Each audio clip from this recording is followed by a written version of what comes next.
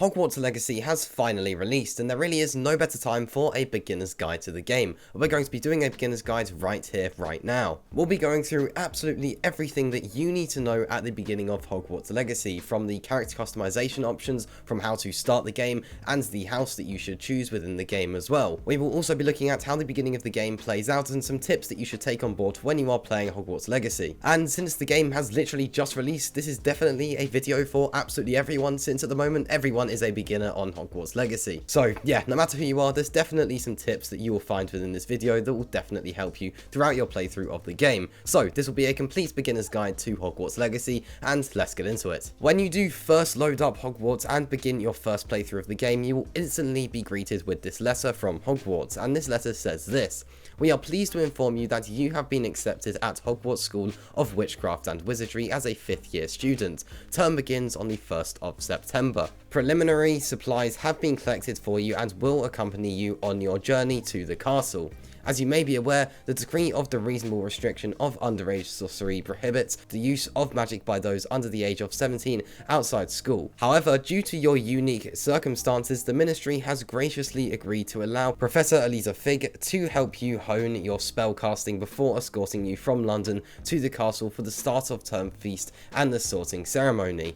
Yours sincerely, Professor Weasley, Deputy Headmistress." So there you go, right at the beginning, that is the letter you will get from Hogwarts School. Basically just, yeah, your invitation to join Hogwarts School, or at least your admittance into the school. Now, it is important to remember that the Hogwarts Legacy game is set about 100 years before the events of Harry Potter, since Hogwarts Legacy is set in the 1800s, whilst Harry Potter is set in the 1900s, or at least the whole Harry Potter series is. And as you can see, there's a few differences here, since obviously due to your unique circumstances, as it says in that letter, the ministry has graciously agreed to allow you to a professor to help you to hone your spell casting before escorting you from London to the castle. Obviously that's a little bit different there, since it says for everyone else that is forbidden. So obviously, yeah, there's a little unique thing there for you as you are playing in the game. And obviously, since this is a game, things are going to change a little bit to make it more entertaining, and that is one of the reasons there, especially since it's going to just help you learn some of the basic skills within the game, sort of as a tutorial. Well, you know, it is a tutorial pretty much. So yeah, just a small difference there, but basically that is the opportunity for you to learn certain mechanics within the game, and yeah, just the core mechanics of Hogwarts Legacy. So along with this letter, you also have the option to start the game, so obviously you're going to want to go ahead and do that. Now, as soon as you hit to start the game, you'll instantly be greeted with the character customization scene,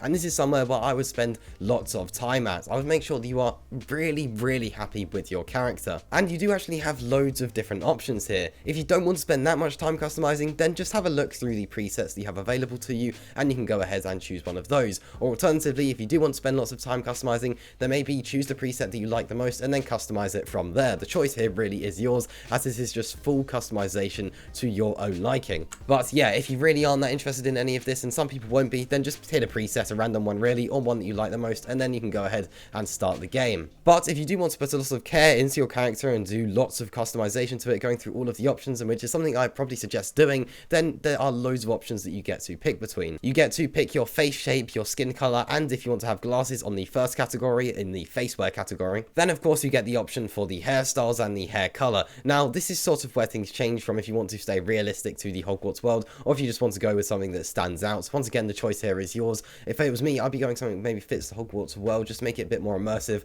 But like I said, the choice here really is yours. And yeah, you can pick a hairstyle, and that'll be one of the key differences I think between characters, is that hairstyle. Then up next is the complexion category. You get to pick your freckles, the complexion, and the freckles and moles on your face, and then of course you get to pick the scars and markings. Something pretty cool there. Some people like to have scars and markings on their faces. That will sort of suit the Hogwarts world, and you know, there's definitely going to be people with scars and markings on their face throughout Hogwarts, and that's something you get to have as well. You get to have some similar ones to Harry Potter, or you can go with something completely unique to your character, or if you wanted to, you can have absolutely none. The choice there, once again, is yours. Then you do have the final category for the character customization, which is called eyebrows, where you get to customize the eye color, the eyebrow color, and the eyebrow shape. And once again, yeah, this is where you can make your character really unique. The eye color is something that you have lots and lots of different options for, along with the eyebrow color, and the same goes for the eyebrow shape. Lots of different options there for you to choose between. If you aren't really that interested, like I mentioned, in customizing your character, then this is definitely a section that you could skip through. But if you do want to go into all of the detail, then of course you're going to want to go through this. But that does just about wrap up the entire character customization scene, apart from the last section. But this isn't actually character customization, but it is still pretty important. The final section in this scene is all about finalizing your character. First of all, you get to choose the voice tone for your character. You get to pick between voice 1 and voice 2, and then you get to change the pitch of the voice for both of those. Something you can spend a bit of time there. Obviously, your character is going to have some dialogue, so you want to make sure at least, you find that it sounds nice. So yeah, maybe spend a bit of time there, because obviously that's going to play a pretty significant part in the story, especially for those cutscenes. And then you get to pick the difficulty you want to play at. You've got story, easy, normal, and hard. I think a lot of people will go for normal. If you want a challenge, then of course you're going to go for hard difficulty. And if you purely, you're not really that much of a gamer, maybe you've just purchased this game, it's one of your only games you've ever played, since you are interested in the Hogwarts world and think that this seems intriguing, then of course I would definitely recommend the story mode. But of course easy mode is also an option there if you want a little bit of a challenge. But yeah, I think a lot of people go for normal. Personally, I'm going to go for normal to get that balanced gameplay challenge, as it does say in the description for it. And then you get to change the name of your character. This is where you can put your actual first name and last name, or you could go with something that sort of suits the Hogwarts world. The choice is yours. Obviously Harry Potter, that sounds very Hogwarts themed. You could go for something similar. You could go for Harry Potter if you wanted to. Of course, throughout all of this, you could actually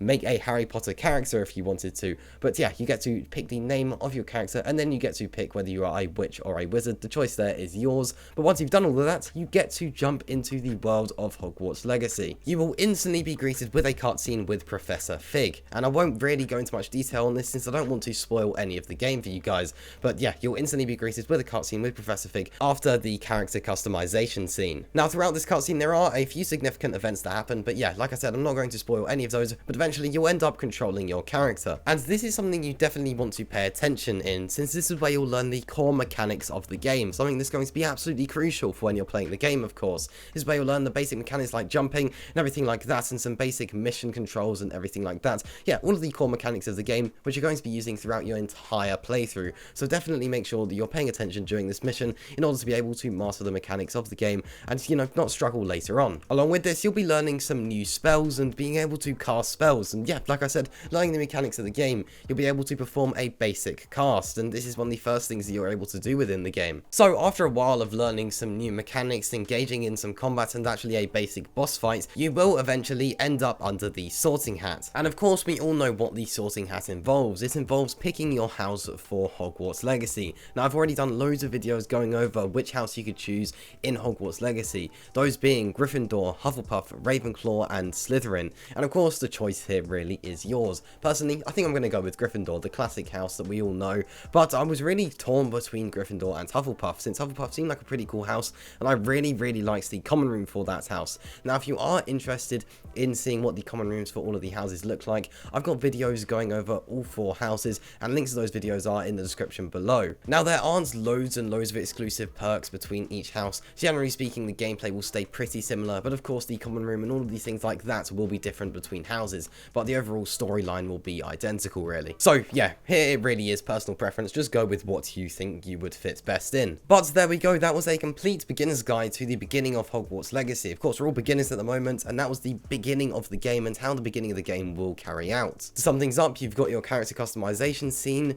you've got the general tutorial of the game, learning the core mechanics of the game, and just going through the intro, really, just learning, some characters within the game, and yeah, just getting introduced to everything within the game and all of the core mechanics, such as casting basic spells and being able to jump from point A to point B and everything like that. And of course, you have to pick what house you want to join. So yeah, the choice there really is yours, like I mentioned. Just yeah, I'd love to hear what house you did join in the comments below. But that is everything that is involved with the beginning of Hogwarts Legacy. Hopefully this will help you go through the beginning of the game and yeah, lead to some success within Hogwarts Legacy. I do just want to take a quick minute to mention that if you are on a console, you actually get the option between 3 different performance modes. My prediction was sort of right, to be honest. You do get a balance mode, you get the fidelity mode with the best graphics but 30 frames per second. The balance mode is 40 to 60 frames per second depending on where you are. I'm getting, sort of medium graphics, and then there's the performance mode with the highest frame rate, and you are getting obviously the lowest graphical options, but the graphics still look amazing. I'd love to hear what mode you went for if you are on a next generation console, and of course if you're on PC, then you get all of the classic customization options that we get with all PC games these days. But there we go, that is a complete beginner's guide to Hogwarts Legacy. If you did find this video helpful, then please consider subscribing and liking the video. That would definitely help out the channel. The game is finally here, and yeah, it's looking really good. The reviews for the game have been great as well, and personally I'm having a great time right at the beginning of Hogwarts Legacy and really enjoying my time. I think that the game is really playing out really nicely, and I think yeah, it's definitely at the moment living up to my expectations. Now, like I mentioned, if you are deciding what house to join, I have done a video going over the 4 houses and which house you should join within Hogwarts Legacy, and a link to that video is on the screen now. If you are interested in watching that, then go ahead and join me over there.